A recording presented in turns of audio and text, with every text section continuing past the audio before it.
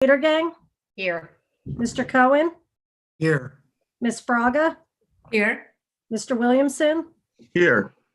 Ms. Sachs, Here. Mayor Lempert. Here. And we're going to start tonight's meeting with announcements. And I'd like to start with Council President Cohen, if you have any announcements. Letitia, remind me what day and what time is the bike parking, the permit parking task force meeting? It's this week. That is tomorrow at 7 p.m. And the link should be available on the municipal calendar. Okay. That's all I want to make sure people knew about. How you doing, Michael? Good. Let's see. Oh, Mark, we can hear you. Sorry. And Councilwoman Fraga, did you have any announcements? Just that joint announcement regarding permit parking. Thank you. Excellent. All right. Councilman Williamson? None for me, Mayor. And Councilwoman Niedergang, any announcements? Just real quick, the Princeton Environmental Commission is having a special meeting with an artificial turf expert tomorrow at 7 p.m. So if anyone is particularly interested in the environmental and other impact of artificial turf, you can join us, and that meeting should also be on the municipal website, but you cannot go to both permit parking and artificial turf at the same time unless you're very talented. So. And Councilwoman Sachs? I just wanted to give a quick shout out to the school district. All 6 schools are in session this week, and that's really quite an achievement in this climate. And it took just an extraordinary amount of work, coordination, determination, and I think they deserve a lot of credit for pulling that off. So, Great, thank you. And Councilman Perrin-Lambros? No announcements, thank you. Okay, and then I just have a couple short announcements. So case numbers, it's great the schools are open. Case numbers continue to go up. So last week was the highest number of cases since the peak in the spring. And this week we're even higher than last week. So I know this is the time when people are finalizing their Thanksgiving plans. And, unfortunately, the difficult message to hear is that the safest Thanksgiving is one where you're celebrating just with the people that you normally live with, and, gathering virtually with everybody else. The CDC has a lot of really good information about Thanksgiving, and I encourage everybody to take a look at it, especially if you have kids returning home from college or, you're really trying to figure out how to celebrate safely.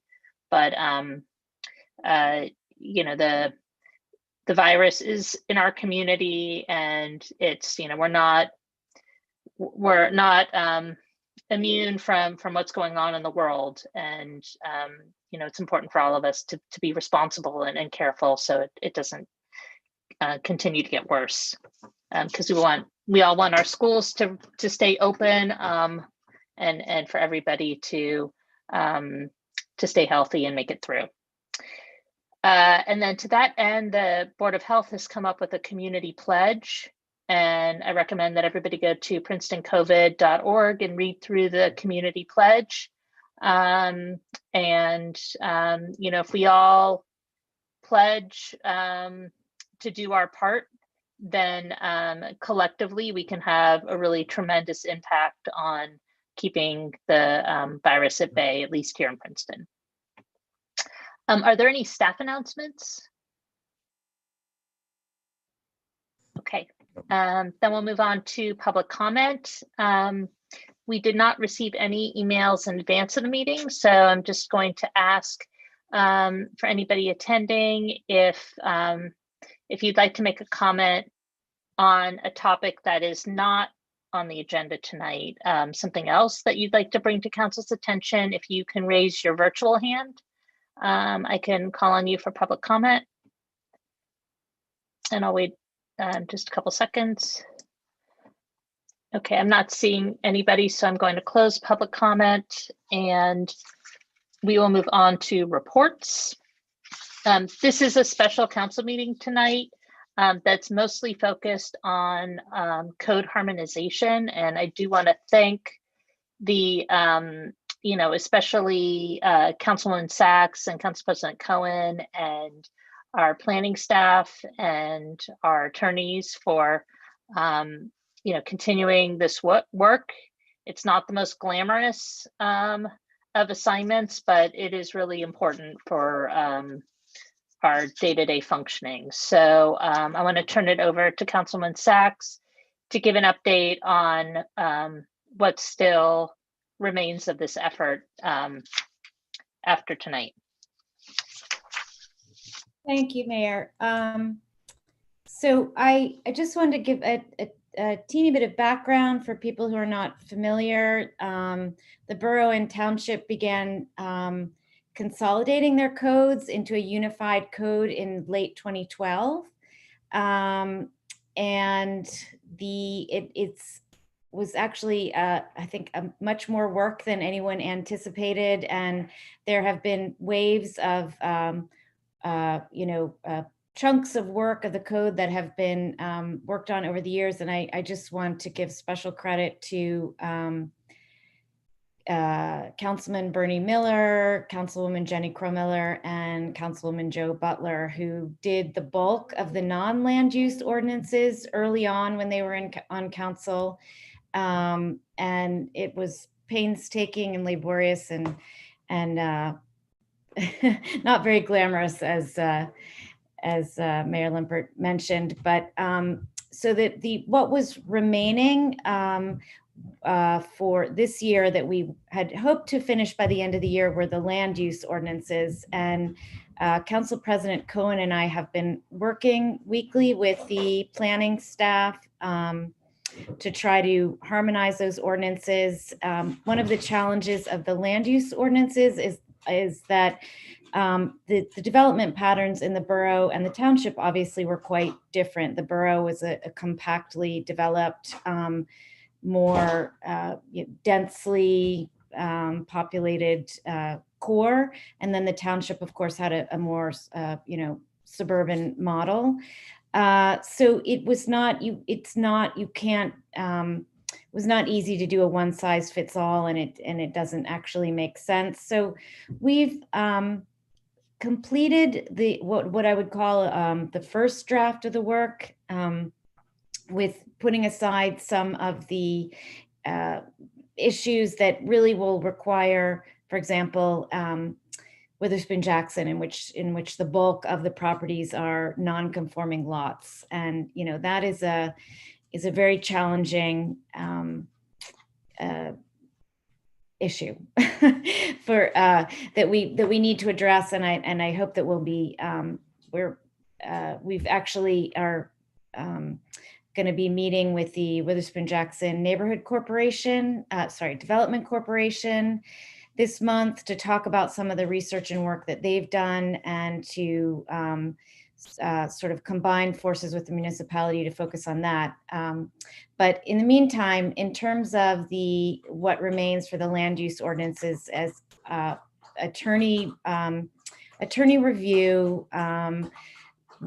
sending some of the ordinances to the different departments to see, to make sure that they don't conflict with other ordinances. And then finally sending the bulk of the land use ordinances and what we call everything else to the code company, and then they do their thing, which is a codification process. So in terms of, let's see, so just after tonight, just very briefly, we will let's see, just looking for if I could give you a quick rundown. Actually, you know what, Lisa, do you want to, since I've given that broad introduction, do you want to give the more specific, which ordinances are going to be introduced over the after tonight? Sure. And this is these are the non-land use that I've been working on. So let's see. Well, we have 3 for tonight, so I won't go through them. But we can talk about them when it's time for introduction. Then for next week, we're hoping for about 5 more. One that cleans up provisions in Chapter 2 of the Borough Code, and cleans up some fee provisions and some other relatively minor housekeeping type items. Updates special events and parades, which is widely used, and we've actually worked with the clerk's office and the police on that through I would say the last year or so. Banners and advertising, and again, that's widely used in reference to I think it's through the university. They help manage the use of banners over the public right of way. The next one would be employees, the defense and indemnification provisions, and personnel under the code. And that's just cleaning up existing provisions and really merging what's already in place. It's nothing really substantive in terms of changes there. And then the last one for next week would be finance and taxation and joint purchasing with Mercer County. And again, those wouldn't involve substantive changes. It's just more or less ensuring that the existing provisions are consolidated and apply to the consolidated municipality. And then following next week, we do have a couple of bigger chapters. One, the biggest one's probably and most significant in terms of work still is traffic, parking, deals with motor vehicles. And then that also relates to bicycle routes and bicycle traffic. And we've been working with engineering, and we're thinking it might be best to really consolidate all those chapters because they relate so much to each other. And that's going to involve some fact finding and just getting out in the field by engineering. We've already started to put it together, but we need to make sure it still is very consistent and flows with the current state of things that are, that's actually out there. Another one is miscellaneous offenses and the drug-free zone maps. We've been working with engineering on finalizing the updated maps. So we still need to do a little bit more work on that. And then that chapter will be ready. And then 2 other chapters are soil erosion and sediment control. And that again involves working with engineering. And there's one last one from the borough. It's trailers and camp cars. And that might be something that could be done through land use. I'm not really sure. We haven't gotten to that one. So after next week's introductions, we're hoping that there are only 4 more from the non-land use standpoint.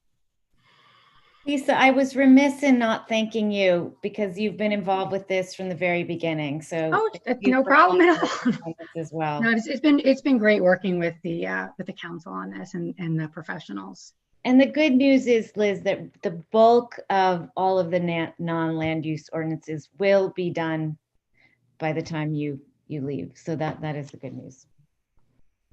Thank you. Mr. Cohen? Yeah, I just wanted to say a word or two about the process that we're intending to follow for the land use ordinances, which is, this was suggested by the mayor, and I think it's a really great idea. Mm-hmm. With most ordinances, we only have 2 meetings, one where it's introduced, and the next one where there's a public hearing. With the land use ones, at least those which actually require some council input for policy decision-making, we'd like to add an additional meeting at the start before introduction, where it will essentially be a brief work session where we'll go over the things that are going to be introduced at the next meeting. And so that will give council a chance to weigh in.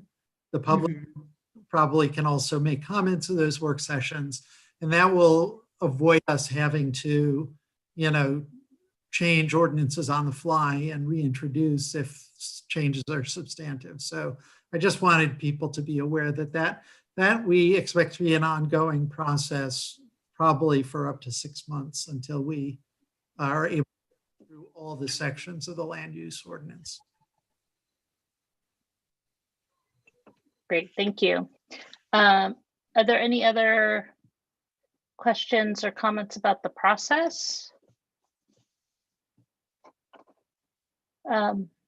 Okay, well, again, I do want to thank everybody who has had a hand in this work and will continue to have a hand in this work. And also to, just continue to ask for the public's patience. And I know it's cumbersome to have the 2 code books and be working with those. And I know that the staff has had to deal with that too. So the good news is that it seems like there's hope on the horizon. I think we can really start to map out the last final stretch of this. So I will be cheering you across the finish line.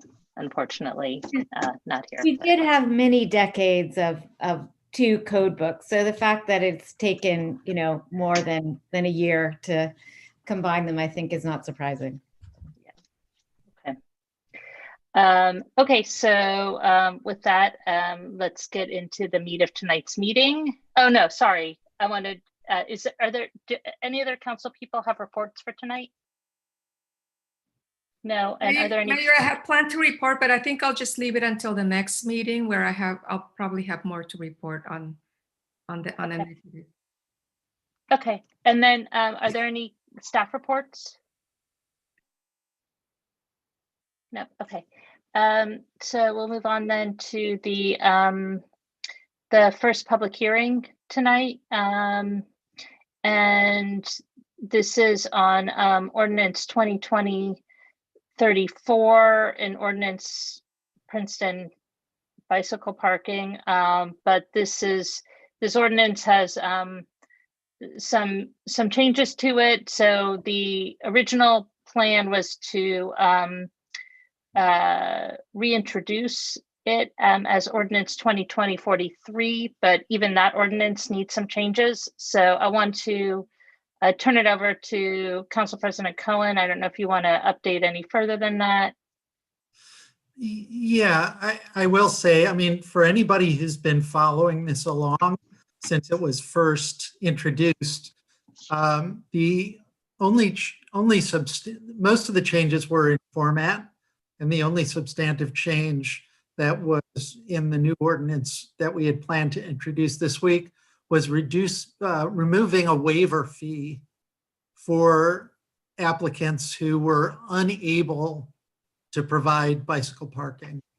And part of the reason that we're doing that is that the administrative costs of managing those waiver fees would cost more than we'd be bringing in from the fees. So it didn't seem like a wise thing to include. So that's was removed. And then the other minor change, I think it is a minor change that we need to make going forward, is that in some conversations, late-breaking conversations with the university, it was pointed out that what the ordinance requires is one bike parking space per 1,400 square feet of gross floor area of a building.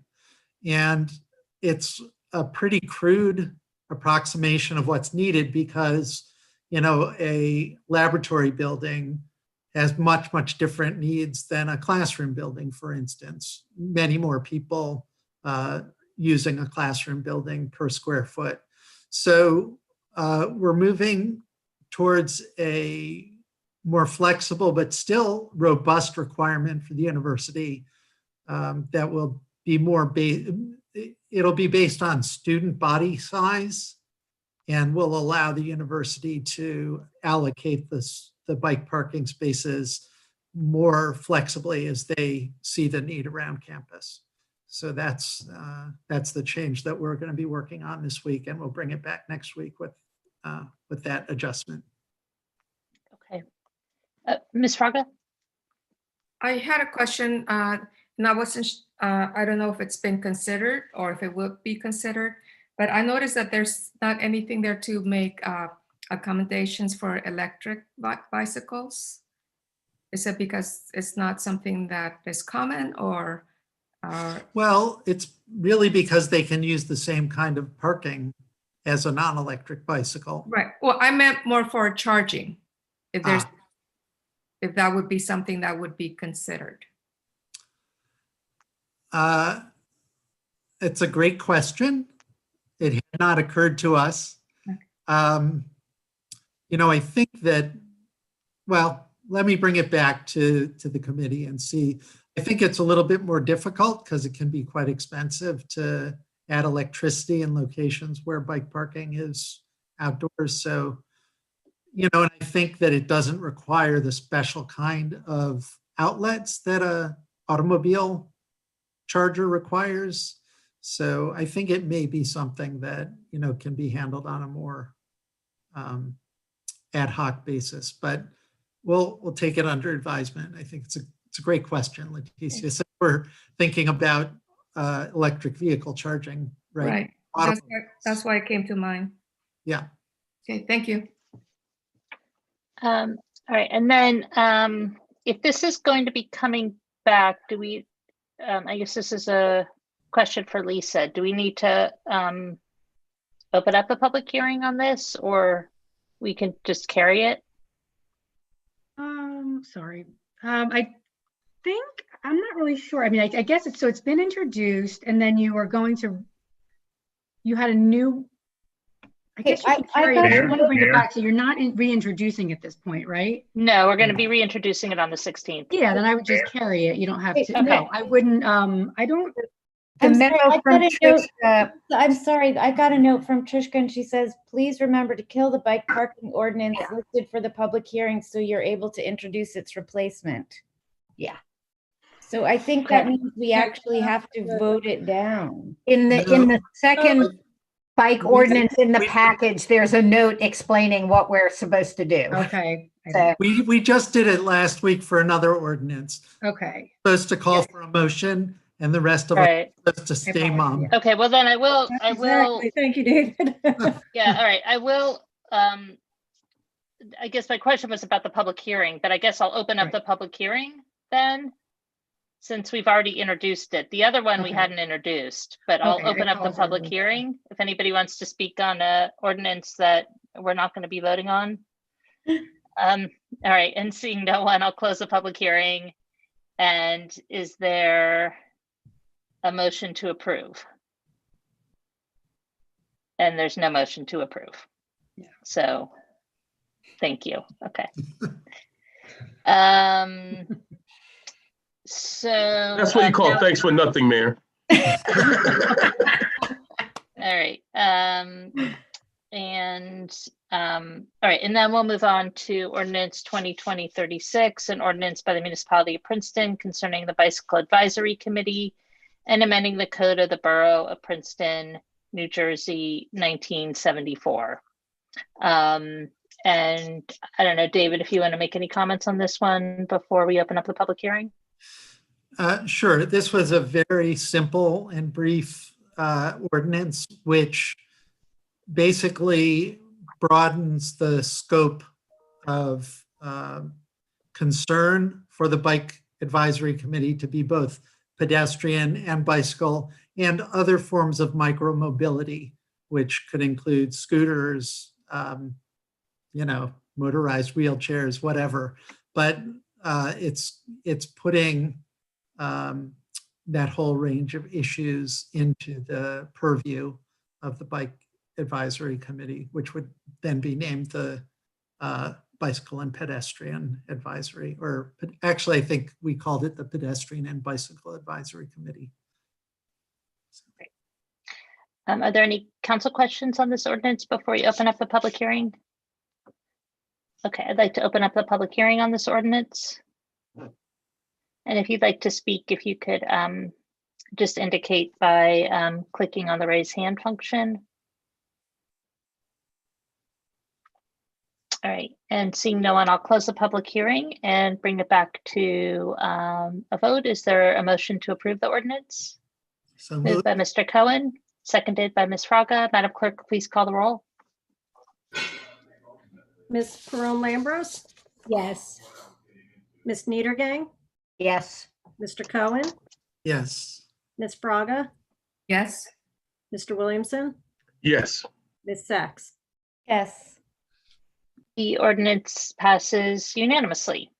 And now we move on. We have several ordinance introductions tonight. The first two, I asking our engineer, Deanna Stockton, to go over some of the major provisions. And then, oh, yeah, Ms. Niedergang? Since I'm an employee of the watershed, which has provided input on this ordinance, I will recuse myself. Let me know when you're ready for me to come back. Okay, we will. Thank you. Yeah,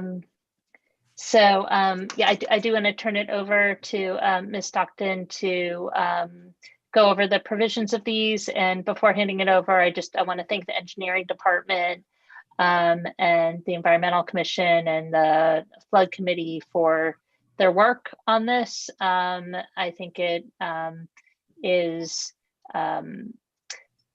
this is an issue that is already impacting Princeton because of climate change. This is these are ambitious ordinances, but I think it's, you know, it's exciting that they're coming before the governing body right now. So I'm going to thank everybody for their work on this. And with that, I'll turn it over to Ms. Stockton. Thank you, Mayor. In March 2020, the New Jersey Department of Environmental Protection adopted new amendments to the statewide stormwater rules to replace the current requirements for major. Can everyone hear Deanna? Can It's you really, hear me okay? the volume's really low, Deanna. Okay, I'll see what I can do. Am I better Much now? better. A lot Yeah. better. That's already much better. All right, sorry about that. I'll start over. In March 2020, the DEP adopted amendments to the statewide stormwater management rules to replace the current requirements for major development stormwater management. Municipalities have been given 1 year to update our ordinances to be consistent with or more stringent than the state rules. DEP allows a municipality to create stormwater regulations that are more stringent than the state rules. And in 2017, Princeton took that step by creating lower impervious area thresholds for major developments.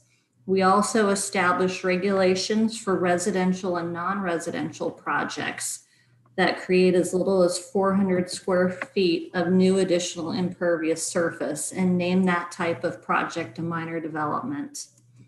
The municipality's 2017 ordinance will be replaced or placed all of these regulations in the site plan section of the code and applied them to all development. The two new ordinances before you tonight, 2020-38 and 2020-39, appropriately separate Princeton's new municipal regulations into two ordinances, one under the site plan regulations and the other one under zoning regulations. Stormwater regulations for major and minor developments, which are subject to approval by the planning or zoning board, are contained in ordinance 2020-38. Stormwater regulations for the small and large projects, which are typically on 1 and 2 family residential properties, are contained in ordinance 2020-39. On pages 58 and 59 of the agenda packet, which I'll pull up in a minute, we've detailed some of the key components of the stormwater regulations and how Princeton has proposed their rules. I'll also show you on page 89 of the agenda packet. We've also included an infographic regarding the stormwater requirements for single family residences. So let me share my screen and we will pull up the, all right, sorry about this. Get me to the right page here. So 58 and 59 of the agenda packet. I've created this table that identifies the key components of the stormwater regulations. And then I show what the 2017 regulation was for Princeton and what we are looking at for the new regulations. So everything in the far right column is what's in our new regulation. The second column is what regulations we currently have in place. And then in the middle is the DEP regulation. So for example, a major development, the definition Princeton has had in place has been more stringent than the DEP regulation. And as you can see here, DEP is looking at 1 acre land disturbance or quarter acre of regulated impervious surface. So Princeton had already had in place a 5,000 square foot disturbance, or sorry, 5,000 square foot of impervious surface or half acre of disturbance. Again, we're going to keep those more stringent regulations, but in compliance with the DEP regulation, we've added in this component that's almost like a redevelopment component where it looks all the way back to 2004. So if an applicant is looking to make changes to a piece of property, they actually have to look at the condition of the site back in 2004 and compare it to what impervious surface is on site now, as well as then that would factor into what is required for treatment. So that's a big change, and we're happy to see that DEP has added in that component to really look back at minor changes that have occurred on sites over the past 16 years. The next item here is minor development definition. This is, again, a minor development is related to a site that would be approved by the zoning or planning board. But instead of using a threshold of the 5,000 square feet, we actually had instituted back in 2017 this lower threshold of 400 square feet. So again, DEP has no regulations related to developments of this size. Princeton has had it, and we will continue to have that and continue to enforce that. Related to the zoning piece of our code, this is where we've separated out those developments or those projects that occur on the 1 and 2 family sites. And so that's where you get the small project and the large project. Small project is basically what we had in the 2017 ordinance. Again, it's this 400 square foot or more of impervious surface. But in the new ordinance, we've actually put a top limit on a small project. So a small project now is one that will create up to 4,999 square feet of net new impervious surface. And then what we did is we created the large project definition so that anything that on a residential property that creates more than 5,000 square feet or more new impervious, then they trigger the requirements of the major development. So it's water quality, quantity, and recharge at that point that needs to be addressed. So those are some of the key definition changes. Here's again a few more. DEP in the new regulations brought in a definition about regulated motor vehicle surfaces. And this was to distinguish between those surfaces, say like a sidewalk where you're not going to have a motor vehicle on it or on a roof, versus a surface that would have those motor vehicles with the pollutants associated with them. And so when the Flood and Stormwater Committee and the Engineering Department were looking at it, we decided that we don't want to differentiate by those two types of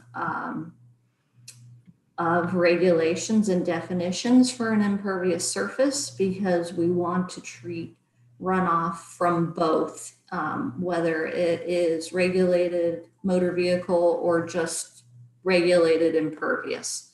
So that was one thing that we changed to be more stringent than the DEP regulation. We added in a component of retention of stormwater. This is not a component of the DEP. Sorry, can you still see my screen? Yes. Okay, good. Because somehow I lost my screen. Let's see, hopefully I can get my screen back. I will figure that out. Anyway, so there was a stormwater regulation that is in discussions with DEP currently. They are looking to make an amendment to the stormwater rules, but it's not currently there. So we have been preemptive and added in a component to retain the water quality storm on site.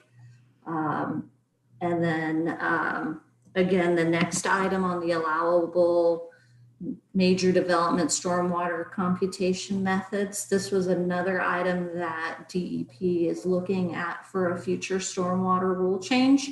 But instead we have decided to be preemptive and make the change at this point rather than waiting for DEP.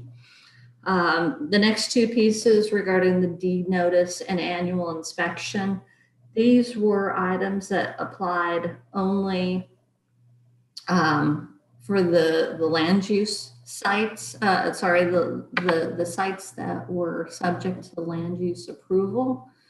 And we have extended that to also include the residential sites, so the small and large projects.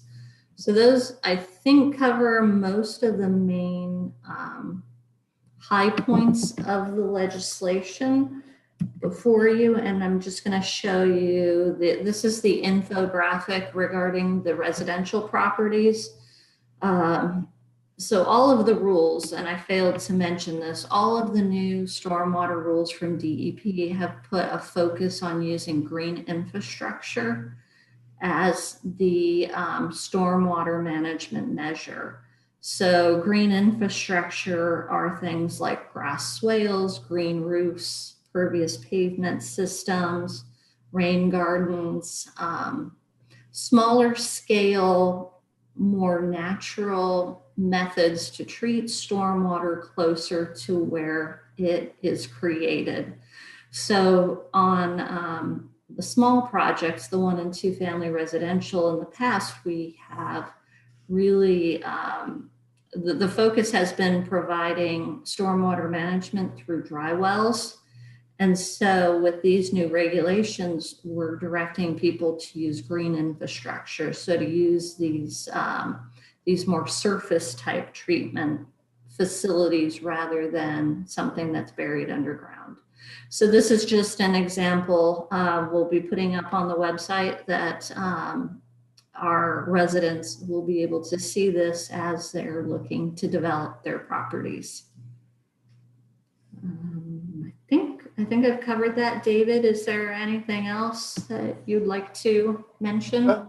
Well, I did want you to briefly go over the notion of testing to make sure that the stormwater improvements on the small and large projects on these residential sites will be effective. Could you talk about that a little bit? Sure. So the New Jersey Department of Environmental Protection has a manual called a Best Management Practices Manual. And in that manual, they have requirements for testing for the various green infrastructure measures that are required to test the permeability of soils. So, and that's also included in the new stormwater rules, is that you not only have to test for, say, the percolation and the permeability of the soils, but you also have to look at something called groundwater mounding, which means if you're putting in an amount of water into the groundwater, that it's not creating an issue somewhere else in the groundwater system. And DEP has created a spreadsheet calculation model for that for people to use.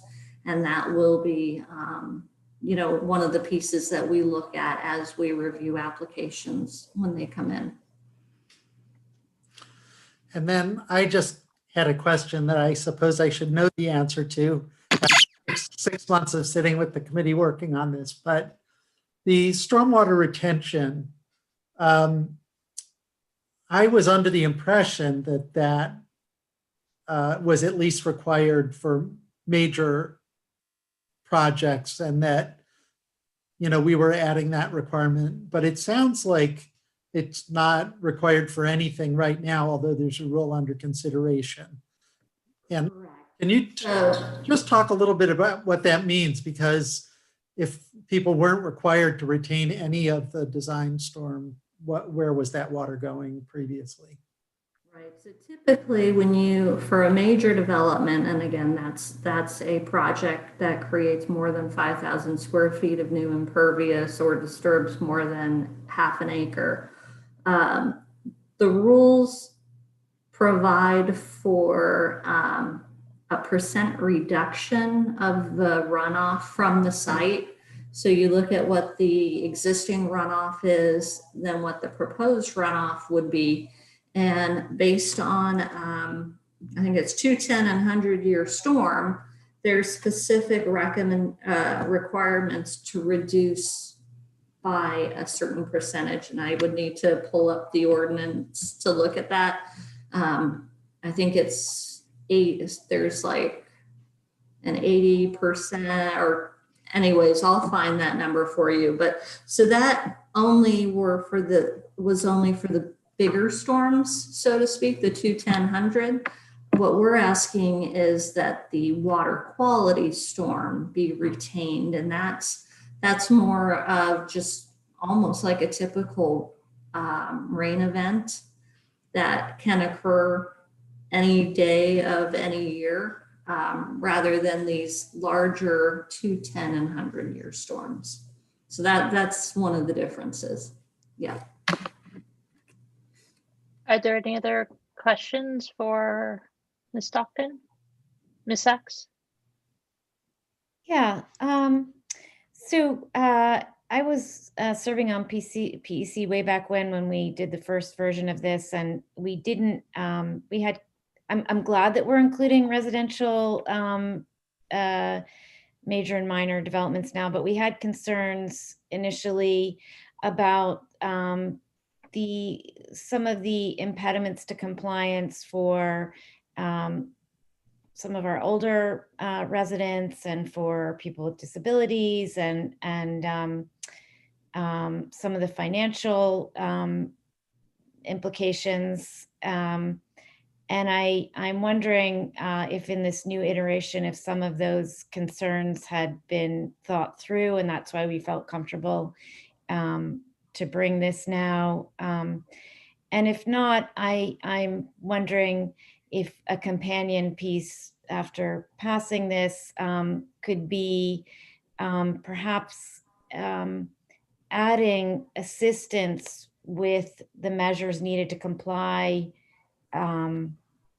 with this ordinance to some of the work that our Affordable Housing Board does in, they right now are providing assistance for people who want to do upgrades, essential upgrades to their home, like a furnace or a roof. And I think that this is something that should be included in that list of essential home repairs that the town provides financial assistance with, because I can see this being compliance being an obstacle, being a real issue for some of our older homeowners who are, on fixed income and just getting by.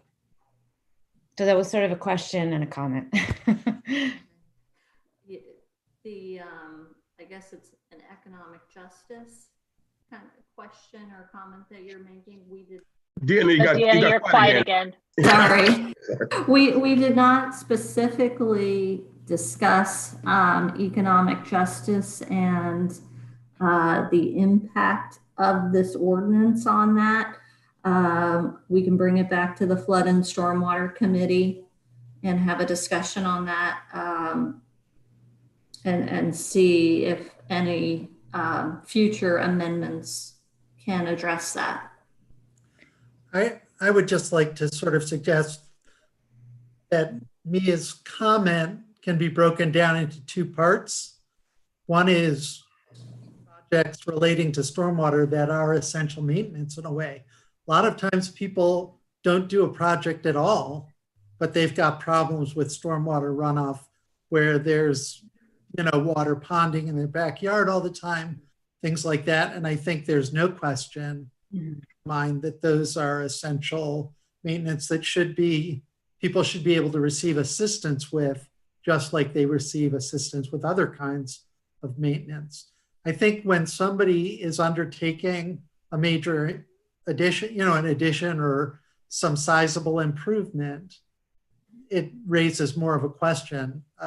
I don't know what kinds of assistance we offer to those people. I think maybe if they're fixed income, or if they're.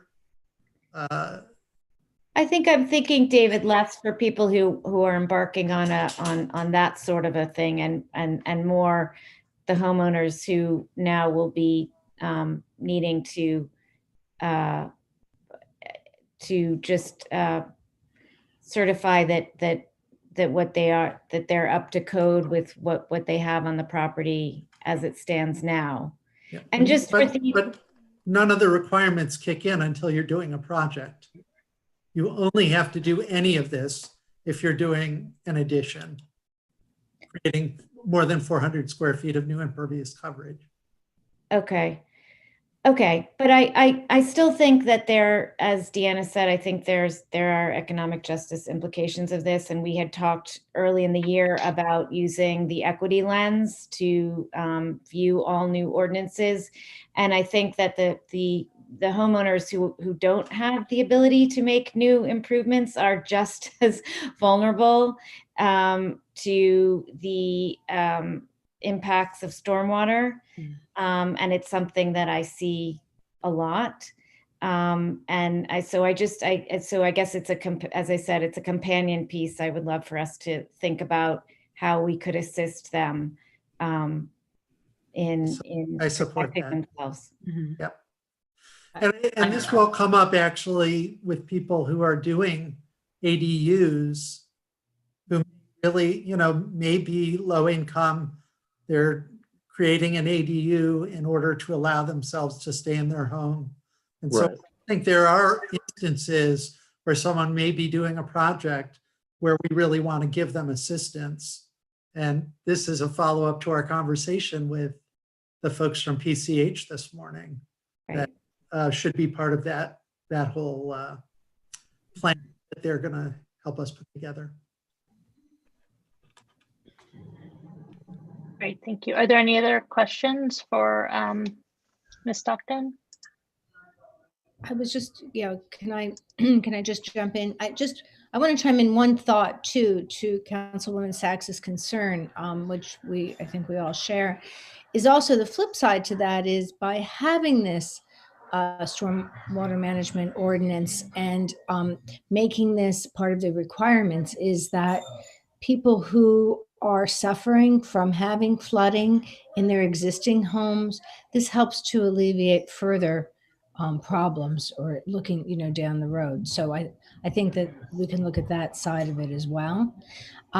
So I want to make that comment. But my question is, this application, I think is really important too, and the timing is good. and really imperative that we do this now because we have so many large projects coming on board. And so I'm really glad and thankful to all of you that worked real hard to get this done. This was really big concern in major flooding areas that we have. Some of the existing homes, like for instance, along Grover Avenue come to mind. That is really an essential component of making sure they're taken care of. So thank you. That'll be one of the next items we focus on after this ordinance is in place is looking towards the idea of redevelopment and if there is a reasonable and legal way to make our ordinance even more strict related to those large projects, those major developments that that could make a big impact on stormwater systems. Thank you. Thank you. I appreciate that. Great. Are there any other questions on this one?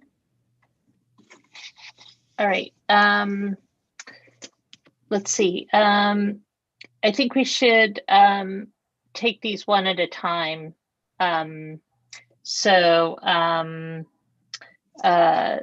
The first one is Ordinance 2020-38, an ordinance by the municipality of Princeton concerning stormwater management regulation for major development and minor development, and amending Chapter 10B of the Code of the Township of Princeton, New Jersey, 1968.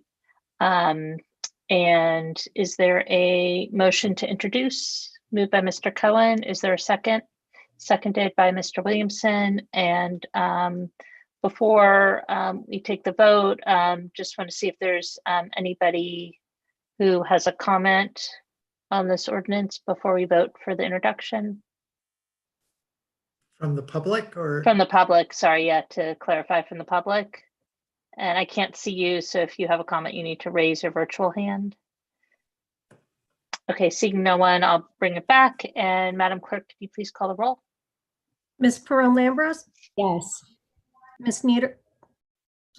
Mr. Cohen, Yes. Ms. Braga, Yes. Mr. Williamson, Yes. Ms. Sachs. Yes. So the ordinance has been introduced unanimously and the public hearing will be on December 7th, 2020. And next is Ordinance 2020-39, an ordinance by the municipality of Princeton concerning stormwater management regulation for small and large projects and amending Chapter 10B of the Code of the Township of Princeton, New Jersey, 1968. And again, I want to ask if there's a motion to introduce. Moved by Mr. Cohen, seconded by Mr. Williamson, and want to give members of the public an opportunity if anybody has a comment before we take a vote to introduce. Okay, seeing no one, Madam Clerk, please call the roll. Ms. Perron-Lambros, Yes. Mr. Cohen, Yes. Ms. Braga, Yes.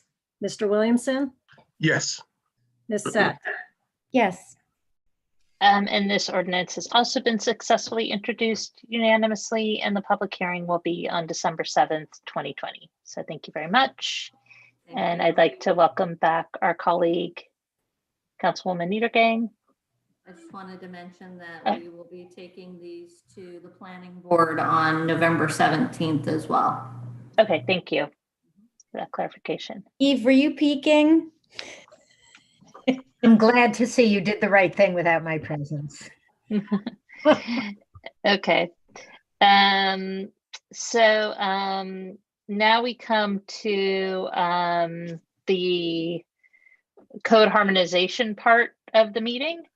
And I'd like to welcome our municipal attorney this evening, Lisa Maddox, who has been acting as the counsel for the code harmonization process. So welcome, Lisa. And we'll start with Ordinance 2020-40, an ordinance by the municipality of Princeton concerning fire insurance claims and amending Chapter 2 of the Code of the Borough of Princeton, New Jersey, 1974, and Chapter 7A of the Code of the Township of Princeton, New Jersey, 1968. And can you walk us through If there's anything that you want to call to the attention of council before we consider this? Sure. I mean, it's relatively simple. Both codes had similar provisions regarding the payment of fire insurance claims, and they're based on the statutes. So and so they mirrored each other. They're almost identical. And in the last several years, there have been some updates to the statutes regarding these fire insurance claims. And that's the additional language that you see.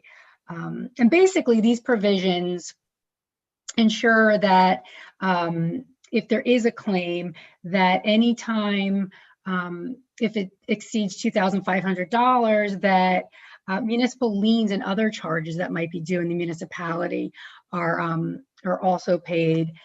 So these provisions protect the municipality in the event of these fire insurance claims. So in terms of substance, it's not a major change to the code.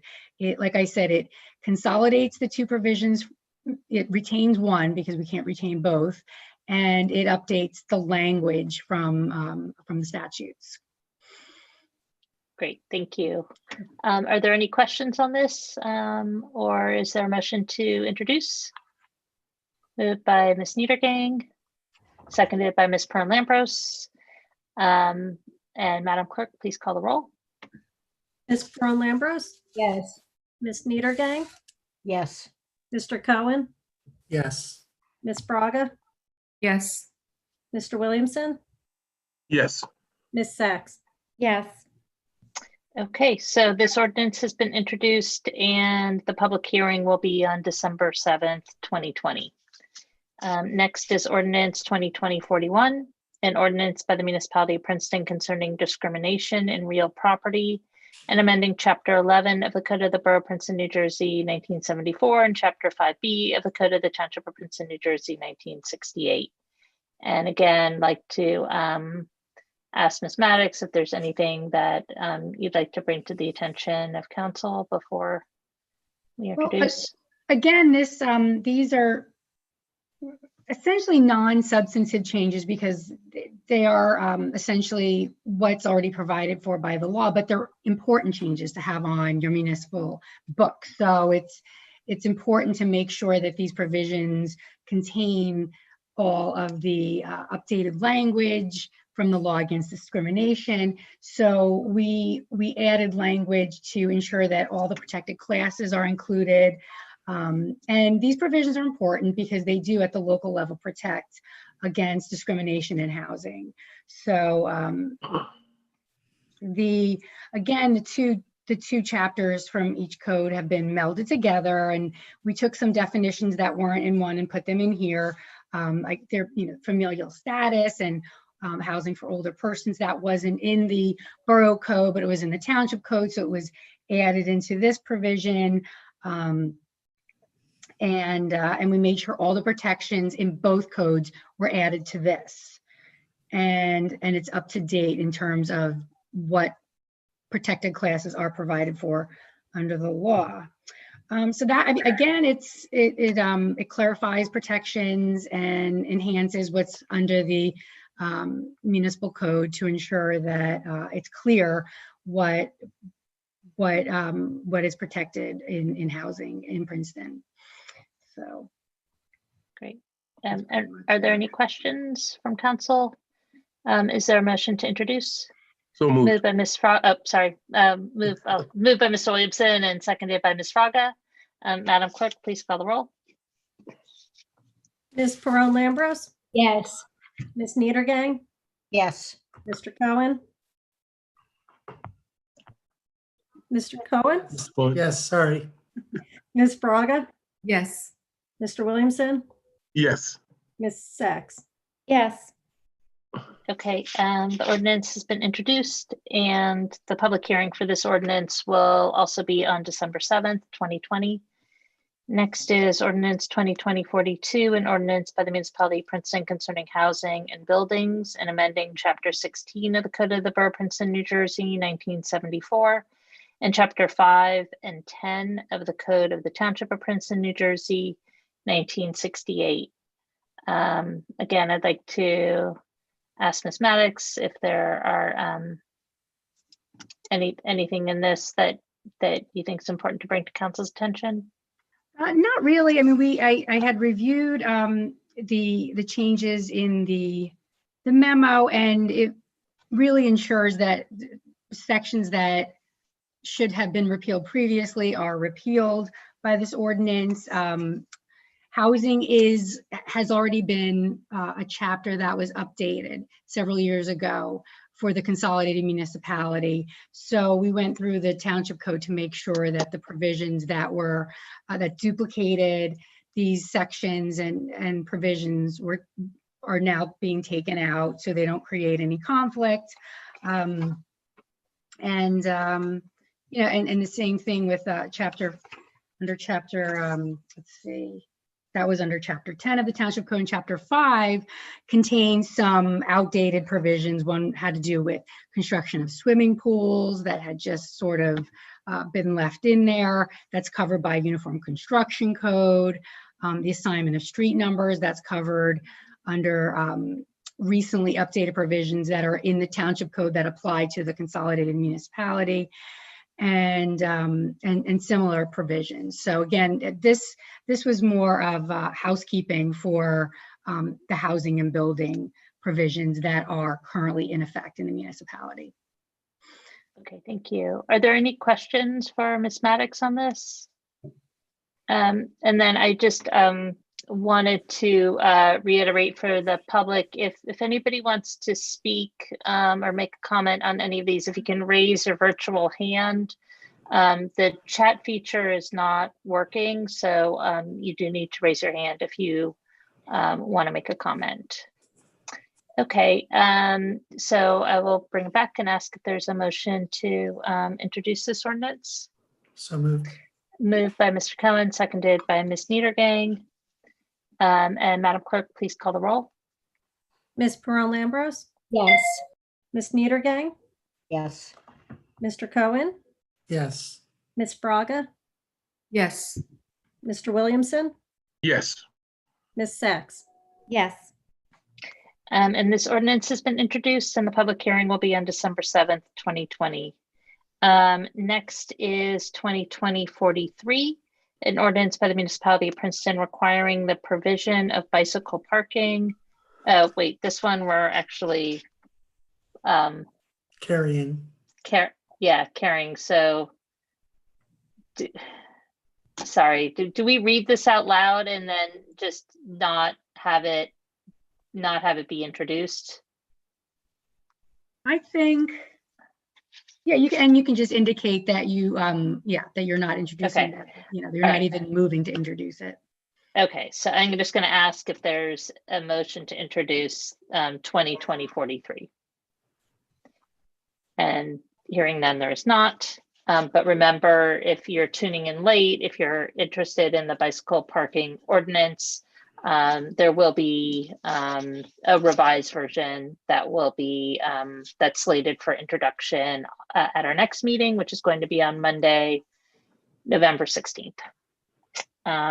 Okay, next we come, thanks Lisa. You're welcome. Next we come to the resolutions. First is 2361, resolution authorizing the withdrawal of bid submitted by S Brothers Incorporated and award of construction contract to Earl Asphalt Company for reconstruction of Bank Street and Nassau Street, New Jersey State Highway Route 27 streetscape, Baird Lane to Bank Street, in an amount not to exceed $1,440,013.13. Are there any? Well, first of all, is there a motion to approve, just so we get this on the table? Moved by Ms. Pearl-Lambros, seconded by Ms. Niedergang. Any questions for Ms. Stockton on this? Ms. Niedergang? Just real quick, I remember looking this over a couple of weeks ago and just wondering how they can bid so far under what your estimate was. So, and you then said, oh, there'll be something else coming. So just out of curiosity, how often does this happen that, I mean, obviously it was just a mistaken calculation. Just, is that something rare? And I'm glad we're able to do the right thing and let them back out. It's typically pretty rare that a contractor will have an error such as this that they need to withdraw their bid. As I indicated in the memo, Earl Asphalt also had a similar type error in their bidding, but they chose to keep the bid as is and move ahead with the project. So we err on the side of caution when we put our engineering estimate together so that we can make sure that we have enough money budgeted for a project. And the whole goal is so that we have enough competition of competent contractors who are going to go after our job and have a very responsive and responsible bid with reasonable numbers built into it. Great, thank you. Ms. Sachs? I know there was some discussion about burying the lines on Bank Street. And I know it's considered too exorbitant, but I just wanted to be reassured that we really explored the possibilities of doing that, of cost sharing. Okay, there's lots of, and we really, opened every possibility. We just couldn't make it happen. I think that's responsible for at least 18 months, if not 2 years of the delay on this project. Okay. Probably more before we consolidated the borough and township as well. They were looking at burying the lines back then too. Oh my gosh. Yeah, this was, we had state representatives, we had neighbors looking into it. There's part of the issue is the reason why, I mean, it still doesn't make sense, frankly, but one of the reasons why it's so expensive to bury the lines is you have to build these enormous, I guess they're called manholes, right? I don't know if there's like a more generic, a gender neutral. What's it called? A vault. Like these enormous concrete vaults down in the road, and each one of them is really expensive to construct. And then when you think about Bank Street and how tight it is, it becomes very challenging to get everything that you need under there, because you have the sewer line, the water line, gas line, then you have these giant vaults in the street too. And it was, at one point there was a proposal to bury the electric lines, but keep all the other lines like the Verizon and the Comcast, so you'd still have poles. And it was going to be very expensive for the neighbors to put in the money. So I will say that there has been more time analyzing every different possible option than on any road project, than all of the road projects that I've been involved in as an elected official for over a decade on this one street. And part of the reason why is it's because it's so infuriating, because the line at the top of the street is buried and the line at the bottom of the street is buried. So it makes no sense that if there were going to be any street where you could bury it, it should be Bank Street. But it's just, there's something really broken with our public utilities. Yes, Ms. Niedergang? Just, I can't remember what the exact number was, but it was a shocking amount of money. Do either of you, Deanna or Mayor, do you recall? I think it was $70,000 just for one of the services. And there's, I think it was 70,000 per property. was that it? Okay. Yeah, for all of the utilities to go underground. Yeah. And again, it's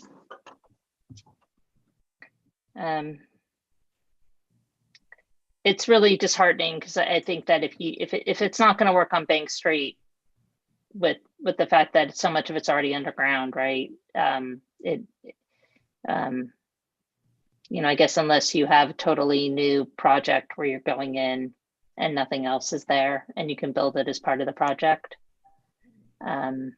I'd like to go back, and maybe this is a research project for someone at some time, of like, how did they end up burying everything on Nassau Street? Because clearly it was done at some point, and it seems like we should be able to do that again. Yeah, Ms. Niedergang? Just for our new Witherspoon Street, is this something that I'm sure this was addressed, I just don't recall. Will we be burying the wires for that? That's a question that I'll be bringing to you because the utilities are underground from Nassau Street to Paul Robeson. Mhm. And Paul Robeson at Green Street.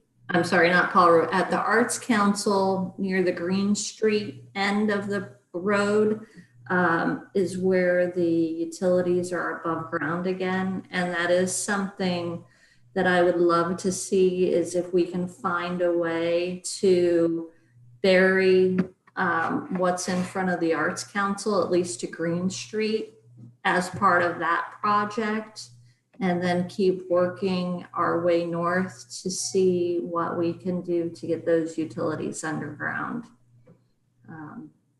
It's unfortunate that we couldn't. We lost your voice again, Deanna. Oh, I said, it's unfortunate that we had this issue that we couldn't resolve on Bank Street, but I'm hoping we may be able to find a new way forward on Witherspoon Street with the same question. Thank you. Mm-hmm. That's encouraging, Deanna. And thank you, Liz. I didn't want to make you both of you relive the trauma, but I just thought we should have that on the record, because I know people will continue to ask that question, and I'd like to be able to refer them back to this council meeting. So, because it is something that comes up a lot, but also it's just relevant in that, we need to start thinking about how to go about this in other places. So thanks. Okay. Is there, I think with this, the motion's already on the table. All in favor? Aye. Aye. Any opposed? Okay, resolution passes unanimously. And Deanna, can you just review again the timeline for this project at this point? Yes, so we have included in the contract documents that the contractor needs to start work on the project. I think it's within 30 days of notice to proceed. So the goal is potentially in December, maybe in January, the contractor would be on site to start the sanitary sewer work. There are components that are weather sensitive, so those would have to be delayed until March, April. But there's quite a bit of underground pipe work between the sanitary sewer and the storm sewer that we would look to have them continue that work through the winter. And then when spring arrives, that's when they can do the permanent replacement of sidewalk, curb, and pavement. Great, thank you. Mm-hmm. Okay, the next resolution is 2362, resolution authorizing payment in the amount of $22,952.30 to subcontractor Straight Edge Striping LLC under Valley Road Improvement Project, and terminating the improvements to Valley Road Project Agreement with Integrated Construction and Utilities of New Jersey LLC. Is there a motion to approve? Moved by Ms. Pearn-Lambros. Is there a second? Seconded by Ms. Fraga. Any questions on this resolution? All in favor? Aye. Aye. Any opposed? Okay, resolution passes unanimously. And now we come to the consent agenda, which contains items of a routine nature, passed by single vote. Are there any items anybody would like removed from the consent agenda? Is there a motion to approve the consent agenda? Moved by Ms. Niedergang, seconded by Ms. Pron-Lambros. All in favor? Aye. Any opposed? Okay, the consent agenda passes. And is there a motion to adjourn? So moved. Moved by Mr. Cohen and seconded by Ms. Niedergang. All in favor? Aye. Any opposed? Okay, meeting is adjourned. Thank you very much. Have a good evening, and we'll be back again on Monday, November 16th, but then I think we'll be ending our streak for at least a week. Don't count on So see everybody on Monday. Good night, everyone. Night.